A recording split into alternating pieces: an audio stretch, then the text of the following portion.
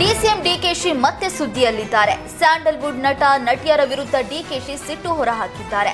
ಅಂತಾರಾಷ್ಟ್ರೀಯ ಚಲನಚಿತ್ರೋತ್ಸವ ಉದ್ಘಾಟನೆಗೆ ಬಾರದ ನಟ ನಟಿಯರ ವಿರುದ್ಧ ಡಿಸಿಎಂ ಡಿಕೆಶಿ ಗರಂ ಆದ್ರು. ನಿಮಗೋಸ್ಕರ ಈ ಕಾರ್ಯಕ್ರಮ ಮಾಡ್ತೀವಿ, ಆದ್ರೆ ನೀವೇ ಬರದಿದ್ರೆ ಹೇಗೆ? ನಾವು ಎಲ್ಲ ನೋಡ್ತಿದ್ದೇವೆ. ನನಗೆ ಫಿಲ್ಮ್ ಇಂಡಸ್ಟ್ರಿ ಮೇಲೆ ಕೋಪ ಬಂದಿದೆ. ಹಿಂದೆ ನೀರಿಗಾಗಿ ನಾನು ಮೇಕೆದಾಟು ಪಾದಯಾತ್ರೆ ನಡೆಸಿದಾಗಲೂ ಯಾವ ನಟರು ಬರಲಿಲ್ಲ ಎಂದು ಕಿಡಿಕಾರಿದ್ರು. ಎಲ್ಲರ ನಟ್ಟು ಬೋಲ್ಟು ಟೈಟ್ ಮಾಡಬೇಕಾಗುತ್ತೆ ಎಂದು ಆಕ್ರೋಶ ಹೊರಹಾಕಿದ್ರು. ಮೇಕೆದಾಟು ಹೋರಾಟದಲ್ಲಿ ಹಾಗೂ ಅಂತಾರಾಷ್ಟ್ರೀಯ ಚಲನಚಿತ್ರೋತ್ಸವಕ್ಕೆ ಹಾಜರಾಗದ ಕಲಾವಿದರಿಗೆ ಡಿಕೆಶಿ ಕ್ಲಾಸ್ ತೆಗೆದುಕೊಂಡಿದ್ರು. ನಟ್ಟು ಬೋಲ್ಟು ಟೈಟ್ ಮಾಡಬೇಕಾಗುತ್ತೆ ಅಂತ ಡಿಕೆಶಿ ಹೇಳಿದ್ರು. ಡಿಕೆಶಿ ಮಾತಿಗೆ ಕೇಂದ್ರ ಸಚಿವ ಎಚ್.ಡಿ. ಕುಮಾರಸ್ವಾಮಿ ಕಿಡಿಕಾರಿದ್ದಾರೆ. ಮೇಕೆದಾಟು ಹೋರಾಟಕ್ಕೆ ಯಾರು ಬೆಂಬಲ ಕೊಟ್ಟಿದ್ದಾರೋ ಬಿಟ್ಟಿದ್ದಾರೋ ಅನ್ನೋದಲ್ಲ, ಮಾತನಾಡುವ ಅವಶ್ಯಕತೆ ಇಲ್ಲ. ಅವರಿಗೆ ರಾಜ್ಯದ ಜನ 138 ಸ್ಥಾನ ಕೊಟ್ಟಿದ್ದಾರೆ. ಇವರಿಗೆ ನಟ್ಟು ಬೋಲ್ಟ್ ಸರಿ ಮಾಡೋದಕ್ಕೆ ಅಧಿಕಾರ ಕೊಟ್ಟಿದ್ದಾರಾ? ಆ ಕೆಲಸ ಮಾಡೋದಕ್ಕೆ ಬೇರೆಯವರು ಇದ್ದಾರೆ ಎಂದು ಎಚ್ಡಿಕೆ ಕಿಡಿಕಾರಿದ್ರು. ಸಿನಿಮಾ ಕಲಾವಿದರ ನಟ್ಟು ಬೋಲ್ಟು ಸರಿ ಮಾಡ್ತೇನೆ ಅಂತ ಧಮಕಿ ಕೊಡೋದು ಸರಿಯಲ್ಲ ಎಂದು ಡಿಕೆಶಿಗೆ ಮಾಜಿ ಸಿಎಂ ಜಗದೀಶ್ ಶೆಟ್ಟರ್ ಟಾಂಗ್ ಕೊಟ್ಟಿದ್ದಾರೆ. ಪಾದಯಾತ್ರೆ ವೇಳೆ ಕಲಾವಿದರು ಬೆಂಬಲಿಸಿಲ್ಲ ಅನ್ನೋದನ್ನ ಒಪ್ಪೋಣ, ಆದ್ರೆ ಹೋರಾಟಕ್ಕೆ ಬರಬೇಕೋ ಬೇಡವೋ ಅನ್ನೋದು ಅವರಿಗೆ ಬಿಟ್ಟ ವಿಚಾರ. ನಾವು ಅದನ್ನು ಹೇಳುವ ಅವಶ್ಯಕತೆ ಇಲ್ಲ. ಗೋಕಾಕ್ ಚಳುವಳಿ ವೇಳೆ ರಾಜ್ಕುಮಾರ್ ಸ್ವಯಂ ಪ್ರೇರಿತರಾಗಿ ಧುಮುಕಿದ್ರು. ಅವರೇ ಹೋರಾಟದ ನೇತೃತ್ವ ತೆಗೆದುಕೊಂಡಿದ್ರು. ಕನ್ನಡ ಚಲನಚಿತ್ರೋತ್ಸವ ಕಲಾವಿದರ ಬಗ್ಗೆ ಕನ್ನಡಿಗರೇ ತೀರ್ಮಾನ ಕೈಗೊಳ್ತಾರೆ. ಹೋರಾಟಕ್ಕೆ ಬನ್ನಿ ಅಂತ ಬೆದರಿಕೆ ಹಾಕೋದು ಸರಿಯಲ್ಲ ಅಂತ ಕಿಡಿಕಾರಿದ್ರು.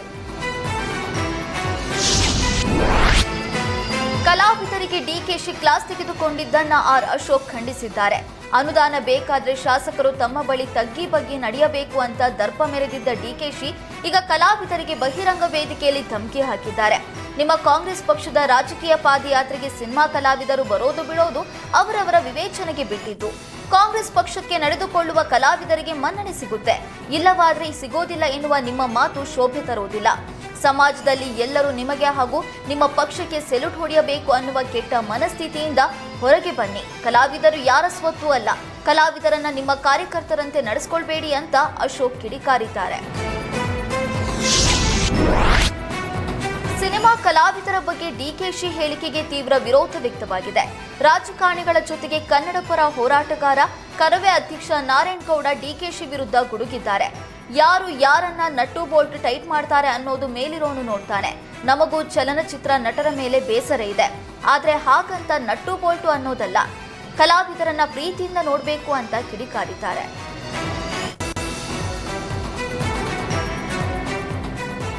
ಸದ್ಗುರು ಕಾರ್ಯಕ್ರಮದಲ್ಲಿ ಭಾಗಿಯಾದ ಡಿಕೆಶಿ ನಡೆ ಬಗ್ಗೆ ರಾಜ್ಯ ರಾಜಕೀಯದಲ್ಲಿ ಭಾರಿ ಚರ್ಚೆಗೆ ಕಾರಣವಾಗಿದೆ. ಈ ಬಗ್ಗೆ ಪ್ರತಿಕ್ರಿಯಿಸಿದ ಸಚಿವ ಮುನಿಯಪ್ಪ ಇದಕ್ಕೆಲ್ಲ ರಾಜಕೀಯ ಬಣ್ಣ ಬೇಡ ಅಂತ ಹೇಳಿದ್ದಾರೆ. ಭಾರತದಲ್ಲಿ ಹಿಂದೂ, ಮುಸ್ಲಿಂ, ಕ್ರೈಸ್ತ, ಪಾರಸಿ ಎಲ್ಲಾ ಜನಾಂಗದವರು ಇದ್ದಾರೆ. ಭಾರತ ಜಾತ್ಯತೀತ ರಾಷ್ಟ್ರ. ಅವರವರಿಗೆ ಬೇಕಾದ ದೇವರುಗಳಿಗೆ ಪೂಜೆ ಮಾಡ್ತಾರೆ. ಡಿಕೆಶಿ ದೇವಸ್ಥಾನಗಳಿಗೆ ಹೋಗ್ಲಿ, ಅದು ಅವರ ಧರ್ಮದ ಹಾದಿಯಲ್ಲಿ ಹೋಗ್ತಿದ್ದಾರೆ. ರಾಜಕೀಯವಾಗಿ ಡಿಕೆಶಿ ಯಾವ ಪಕ್ಷಕ್ಕೂ ಹೋಗೋದಿಲ್ಲ. ಕಾಂಗ್ರೆಸ್ ಪಕ್ಷವನ್ನ ಕಟ್ಟಿ ಬೆಳೆಸ್ತಾ ಇದ್ದಾರೆ. ಕಾಂಗ್ರೆಸ್ ಅಧ್ಯಕ್ಷರಾದ ಮೇಲೆ ಹೊಸ ಸಂಚಲನ ಮೂಡಿಸಿದ್ದಾರೆ. ಇಡೀ ದೇಶ ನೋಡುವಂತಹ ರೀತಿಯಲ್ಲಿ ಕಾಂಗ್ರೆಸ್ ಕಟ್ಟಿದ್ದಾರೆ. ಡಿಕೆಶಿ ಕಾಂಗ್ರೆಸ್ ಪಕ್ಷವನ್ನ ಬಿಟ್ಟು ಹೋಗುವಂತಹ ಸಂದರ್ಭ ಇಲ್ಲವೇ ಇಲ್ಲ ಅಂತ ಹೇಳಿದರು.